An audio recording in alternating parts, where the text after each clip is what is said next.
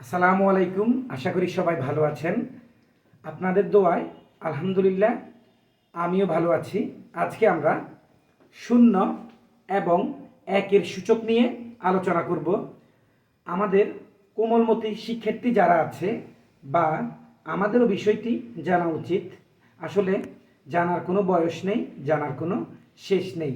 আমিও প্রতিনিয়ত জানার চেষ্টা করছি। মৃত্যুর আগ পর্যন্ত আমাদের সবারই জ্ঞান অন্বেষণ করা উচিত। শূন্য এবং একের সূচক নিয়ে আমরা এখন আলোচনা করব। শূন্য এর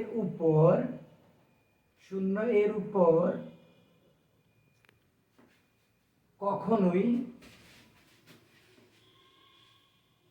শূন্যের উপর কখনোই সূচক হিসেবে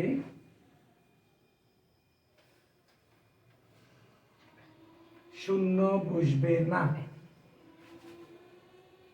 অর্থাৎ আমরা যদি শূন্যের উপর সূচক হিসেবে শূন্য লিখি সেটি ভুল। এই শূন্যের উপর কখনোই সূচক হিসেবে শূন্য লেখা যাবে না। শূন্যের উপর সূচক হিসেবে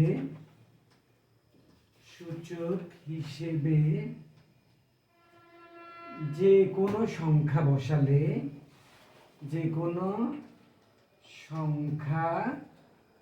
বসালে তার মান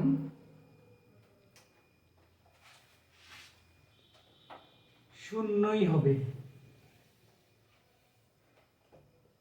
আমরা শূন্যের উপর যদি কোনো সংখ্যা বসাই তবে এই শূন্যের মান শূন্যই হবে।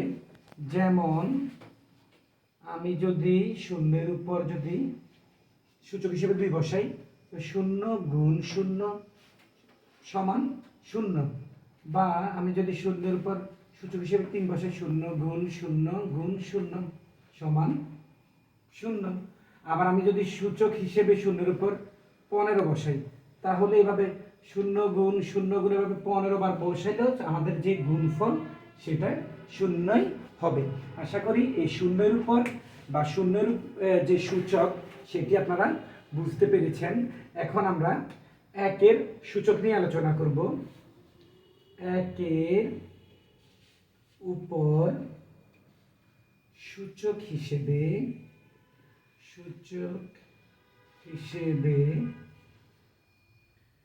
যে কোনো সংখ্যা বসালে তার মান একই হবে। অর্থাৎ আমরা যদি কোনো সংখ্যার উপর সূচক হিসেবে অন্য কোনো একের উপর সূচক হিসেবে যে কোনো সংখ্যায় বসাই এর মান একই হবে। যেমন একের উপর আমি যদি স্কোয়ার দিই তাহলে 1 গুণ 1 1 সমান সমান 1। আমি যদি একের উপর আমি যদি এখানে সূচক হিসেবে যদি 3 দিই তাহলে 1 গুণ 1 গুণ 1 সমান 1। আমি যদি একের উপর সূচক হিসেবে 10 দিই তাহলে এরকম 1 গুণ 1 গুণ এভাবে 10 বার দিলে সমান একই হবে। অর্থাৎ আমরা জানি যে কোনো সংখ্যাকে শূন্য দ্বারা গুণ করলে গুণফল শূন্য, আবার এককে আমরা যতবারই গুণ করব গুণফল কিন্তু একই হবে।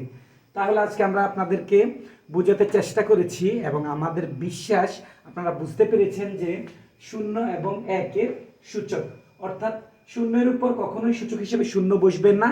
যদি কোনো সংখ্যা বসাই তবে এই শূন্য এর উপর যদি আমরা সূচক হিসেবে কোনো সংখ্যা বসাই তবে এর মান শূন্যই হবে, এবং একের উপর আমরা যদি সূচক হিসেবে কোনো সংখ্যা বসাই তার মান একই হবে, কেননা আমরা এককে যতবারই গুণ করব গুণফল একই হবে।